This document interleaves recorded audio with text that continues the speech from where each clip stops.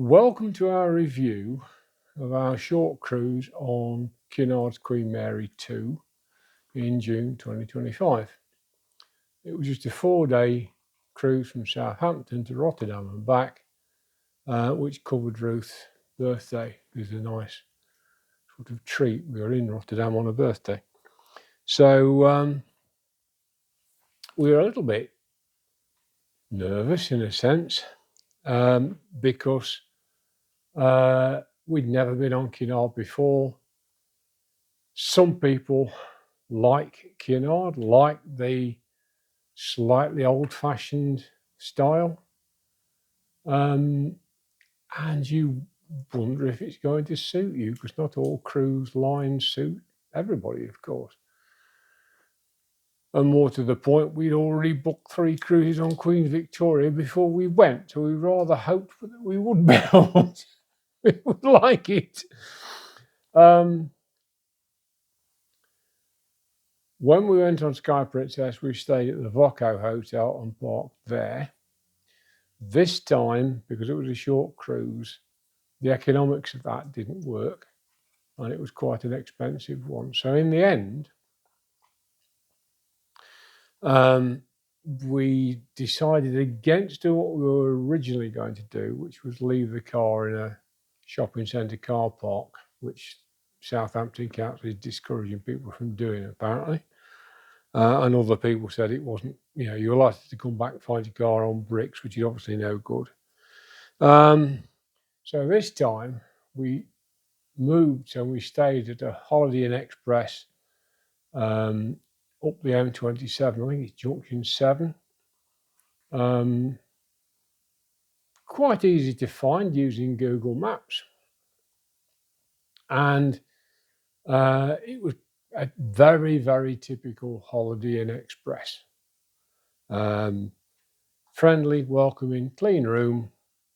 And you'll have seen the room on one of the videos, I hope. In terms of parking, for 4 nights, we went with CPS.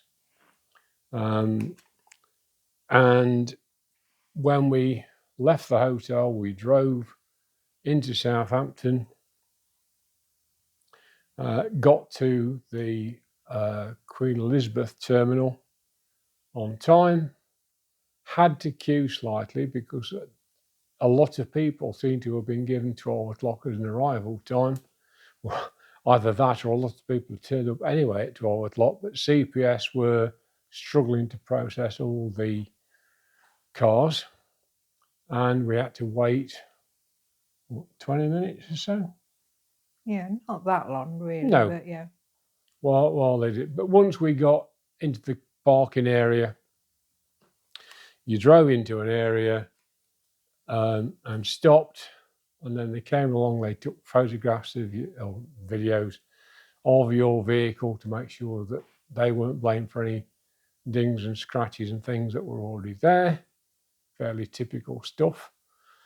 And then we gave the keys to CPS, took the luggage out the back, and more or less crossed the road into the terminal, didn't we? Yeah.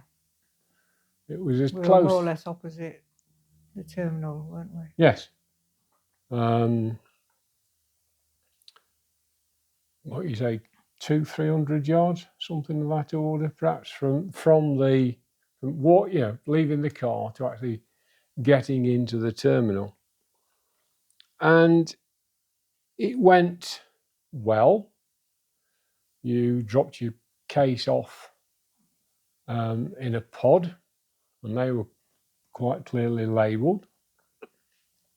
And we walked into the reception area, and I hadn't twigged that being in club rather than a straightforward Britannia cabin, you got priority boarding. So although things seemed to be moving fairly quickly, we were through in no time flat. It really was very, very quick. And it took really very little time at all to get from there through security. Yeah, we scarcely had to wait at all, did we? No. No, Embarkation was absolutely brilliant. It'll be interesting to see what we're like when we get on Queen Victoria in the near future, because we're in Britannia. I couldn't afford Britannia Club for 2 weeks, so we'll see what it's like to be one of the masses, and what Embarkation like is going to be like in Trieste.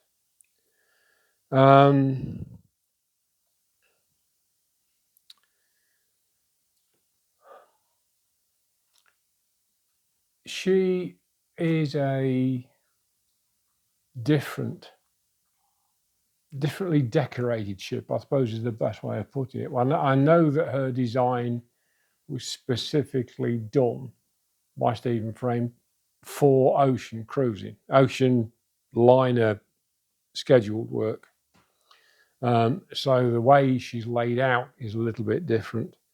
But there weren't too many occasions when we had trouble getting seats. There were some. Yeah. Only once, I think, really. Yeah. When we couldn't get where we wanted to be. Yeah. We don't drink much. I drink very little, and Ruth doesn't drink at all. So we don't think of going into the bars and buying a coffee. But we used to use the Sir Samuel's, which is the coffee bar on Queen Mary 2. I believe on some of the others it's a steakhouse, but Sir Samuel's on Queen Mary 2 is the sort of coffee shop.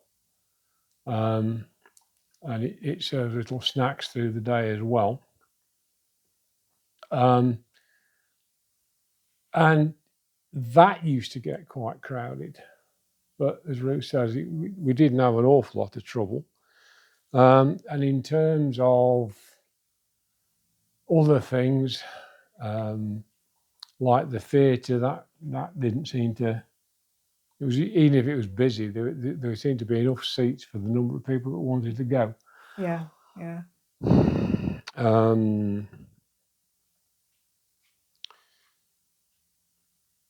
I suppose we talk about the entertainment, which I thought was absolutely first class in every sense. Certainly, what we saw in the Royal Court Theatre was great.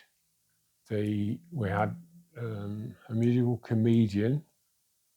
2 nights. We had a showcast production one night, and we had a Frankie Valli tribute quartet on one night in there. They also performed another night in the Queen's Room, and Kev Hawkey and the comedian did another session as well, and it was all really good. We saw several of the lectures in there, and they were extremely good as well. So that was really good. But we didn't bother with any other entertainment anywhere else, did we? So No. we can't comment on that. No. But I mean, there was music all over everywhere. You could find all kinds of music around if you wanted to, went looking for it. Cunard and dancing, of course, is synonymous, and the Queen's Room has quite a large dance floor. We did manage to have a bit of a waltzy shuffle, didn't we? Yeah. And the cha-cha. Did a cha-cha. Which is the only ones we know. But it was, I don't think we were confident enough to go out there and just do our stuff and let other people flow around us. We didn't want to get in other people's way, rather than let people, do our thing and let people come around us. And in fact, I think I learned quite a lot from watching people dancing, sometimes when it was quite crowded, because it was a very popular venue. when the ballroom dancing sessions were on. And what you saw is experienced dancers communicating with each other almost telepathically sometimes, where you'd see them moving towards a crowd, and you could tell that their routine would have taken them into that crowd, and yet almost without even thinking about it, they were able to adjust the routine so that perhaps it put another turn in to take them away from it. So that it was a great thing. And the thing about it was you had live music. On Sky Princess, it was a tape, and they played the same tape both times that they did ballroom dancing. This on Cunard, yeah, there was recorded music for dancing, but there was an hour most days in the evening where you would get, what would you say, about 5 musicians and 2 vocalists. Yeah, probably. And they played live, and it was all very, very good. What do you think of the cabin? Fine, no problems with it. No, we had a very good steward who was extremely helpful, couldn't do enough for you. And it had some nice touches. There was enough room for certainly a good week's cruise, if not a 2-week cruise. I think you could get your clothes into the space fairly easily. And what was interesting, and we haven't noticed on other ships, is that all the drawers in particular had a little like a, you couldn't see it, but there was obviously somewhere in the setup a little button that went into an indent so that it held the drawer in place. And it was, if you got into some slightly rougher weather, which of course on the North Atlantic she will sometimes of the year, then the drawers weren't going to come flying open and spill all your stuff all over the floor. A nicely designed cabin. The balcony was a good size, bigger than Sky Princess's, bigger than we had on Umbrella Explorer as well. But the only thing that I wasn't thrilled with, and you'll see that in the cabin tour, is there was a pipe that ran over the balcony, more or less the length of the ship. I'm guessing it's some kind of a freshwater drain. At least I hope it was a freshwater drain. But it was showing signs of where the joints were rusty, and there was rust coming through on the body of the pipework as if it was rusting internally, and the rust was starting to come through. So it wouldn't surprise me to hear that some poor folks in one of those cabins in the near future is going to end up with something in the lap and say, oh, I can only hope it's fresh water.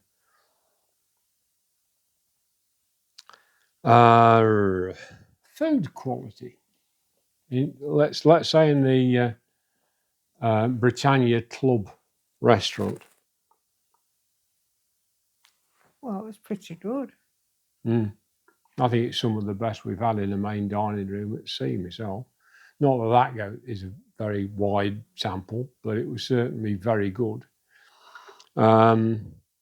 With club class, you have your own restaurant, which is anytime dining, and you've got your own table, so you inevitably get your own waiting staff as well.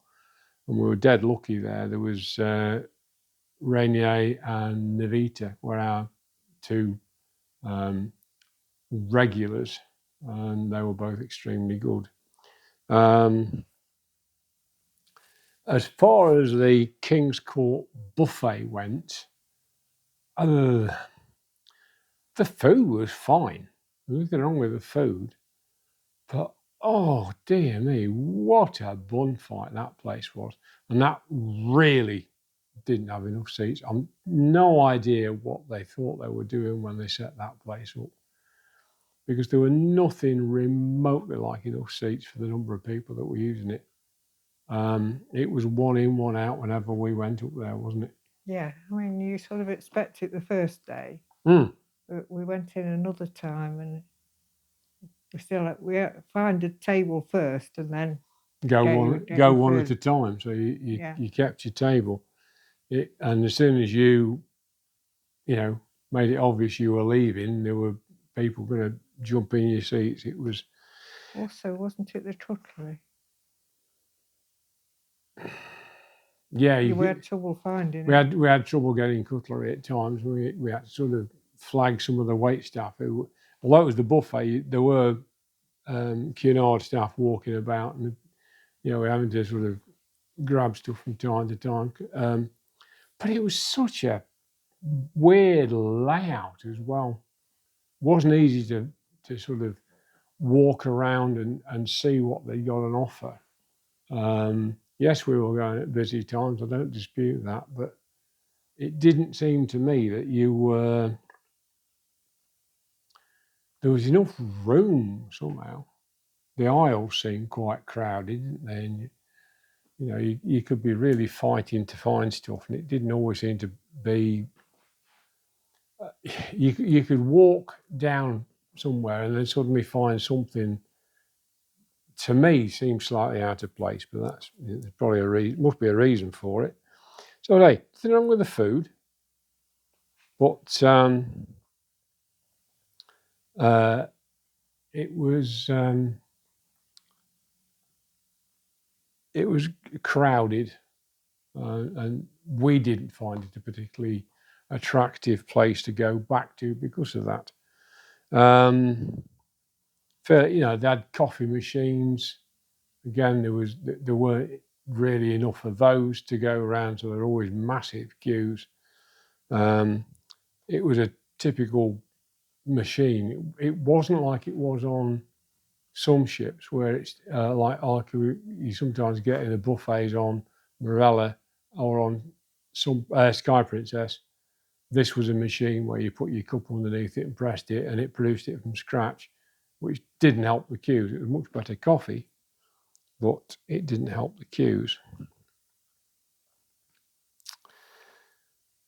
The club package, I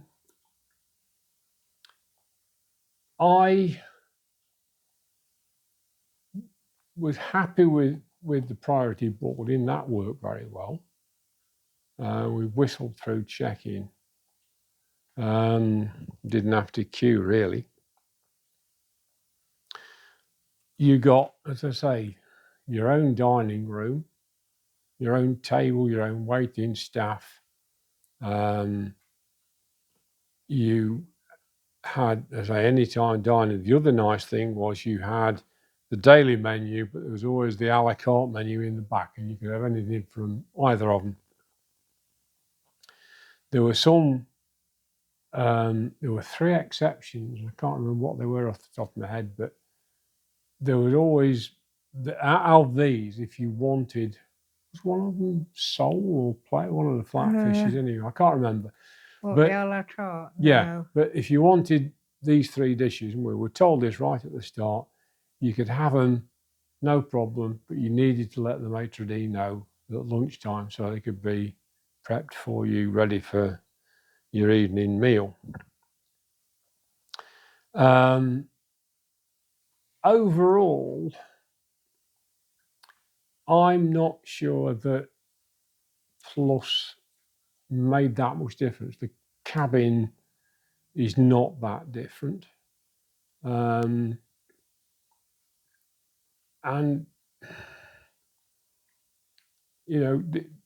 I think the dining room is really but it's not the fact it's a separate dining room, it's the fact it's any time and you can just wander in and sit down at your table. But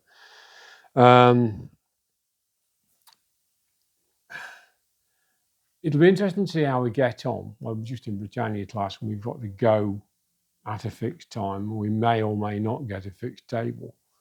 So we'll see when we're on Queen Victoria in a few weeks' time. So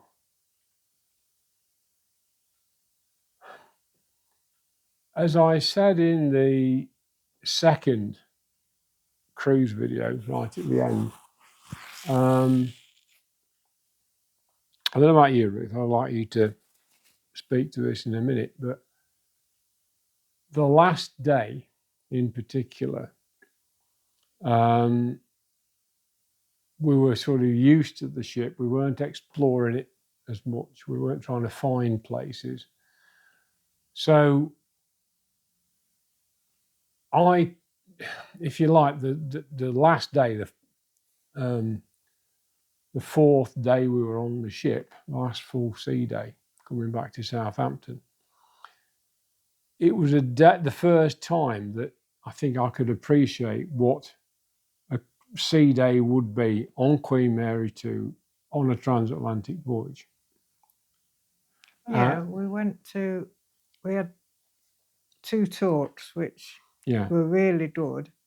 Yes, they were very, very good. All the talks that we heard were really interesting and really well done and well presented and well organised, very smoothly presented, weren't they? So and you'd got that. You had in the evening, you had Kev Hawkian give another slightly different performance in the Royal Court, and then a Frankie Valli tribute group, Big Men in Town, who'd performed in the Royal Court the night before. They gave a second performance in the Queen's Room afterwards. So with all that, and doing some other bits and bobs around the ship in the afternoon, and bearing in mind there's places you can learn to play bridge, you can do jigsaws, there's quiet areas where you can just sit and read books. I think you'd have to try to be bored. Now, I don't know how I would handle 5 or 6 sea days on the trot, because we both like to be out and doing. So I think I would need to take something to do, whatever that might be. I don't think I could just kind of go and, unless the weather was wonderful, you could be outside, even just walking around the ship. If it was a cold, miserable, blowy day and you wanted to be inside, I'm not sure how I would cope with that. But having experienced a sea day on Queen Mary 2, I'm more amenable. And perhaps I could have my arm twisted to go. What do you think? I think, there was obviously more things that we'd be interested in. I'm not saying there's not a lot of other quizzes and all sorts of things you could do, but that's not really something we'd bother with. But yeah, if you've got that quality of talks every day, which was at least the morning, and then you've just got the afternoon you can do, and if it's nice, you can sit on the balcony and so on. So on the last morning, we went down to the Britannia Club restaurant and had breakfast. We'd arranged to get off at about 9:30, was it? Something like that, yeah. And unlike on Sky Princess, where they had problems with the gangway and we were stuck for about an hour, everything went very smoothly at the Mayflower terminal, because we went out of Queen Elizabeth and we came back to the Mayflower.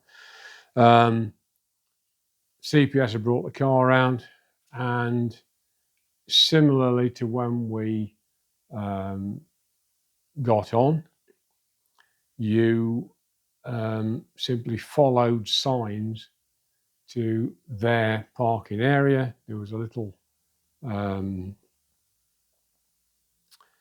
kiosk thing, yeah, where you get your keys, and they told you where your car was, And basically that was it. You just went to it, put your cases in and drove off, and within no time at all we were heading north back towards Derby. So I think CPS, I've got to say, I was very, very happy with the service that they provided. It was very smooth. It was very, very easy, which is what you really want when you're dragging suitcases about, because obviously traveling by land to a ship, you've not got restrictions on case weight. So in theory, you can take more with you. And as such, having a parking space nearby, which is very close, is obviously better. There were trolleys available. And there were trolleys as well. You're right. My only quibble, and it's the same quibble that everybody says, is it ain't cheap. But you've got to kind of weigh everything up. And sometimes you might be lucky and there's an offer come up and you get free parking. So, as the old saying goes, you pay your money and you takes your choice. So, I think I can speak for both of us saying we absolutely loved Queen Mary 2. She's a very, very beautiful ship. She's different. I think the whole decor is quite playful in a funny way. Might seem a strange thing to say, but the whole feel is not staid. It may be classy, but it's not stiff. And there's lots of things to see. There's stuff to read about the history of Cunard, isn't there, all over everywhere, and things there were like lots that. Of posters and things, weren't there? So there was a lot of stuff there. So yeah, I think I'd definitely go on Queen Mary again, which probably means an transatlantic. But I thought it was very interesting because there was a travel agents group on board. They were having something of a convention.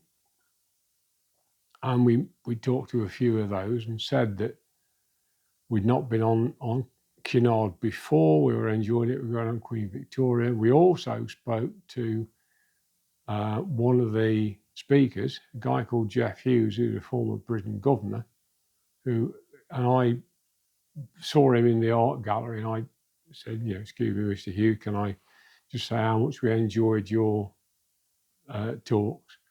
And he was really made up that I'd bothered to speak to him, and we had quite a chat. And we said we were going on Queen Victoria, and he and some of those travel agents we spoke to actually said they preferred Queen Victoria to Queen Mary. So will we? Who knows? I'll have to find out fairly soon.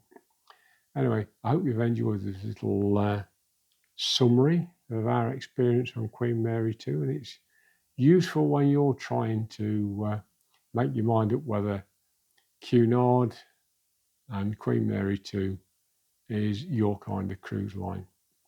Thank you for watching, and we'll see you next time. Bye.